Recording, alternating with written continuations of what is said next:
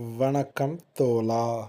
ஒரு பணக்காரரும் ஏழையும் பேசிக்கொண்டதில் நாம் ஒன்றை தெரிந்து கொண்டோம். ஒரு பணக்காரர் ஒன்றை மட்டுமே இலக்காக கொள்கிறார். ஆனால் ஏழை பலவற்றை இலக்காக கொள்கிறார்.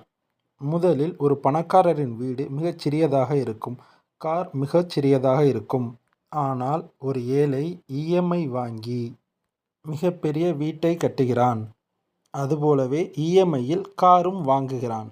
அந்த ஏழையின் வாழ்க்கை இஎம்ஐயிலேயே முடிவடைகிறது. நமக்காக பணம் சம்பாதிக்க வேண்டும் என்று யோசிப்பவன் பணக்காரன். கடின உழைப்பு மட்டுமே பணம் தரும் என்று நினைப்பவன் ஏழை. பணக்காரன் ஒன்றை மட்டும் இலக்காக கொண்டதால் எளிதில் வெற்றி பெறுகிறான். வெற்றி பெற்றவுடன் தனக்காக ஒரு பெரிய வீடு கட்டுகிறான். பின்னர் கார் வாங்குகிறான். ஏழையோ பலவற்றை இலக்காக கொண்டதால் ஓடிக்கொண்டே இருக்கிறான். அவன் வாழ்க்கை எதை நோக்கி என்று தெரியாமல்.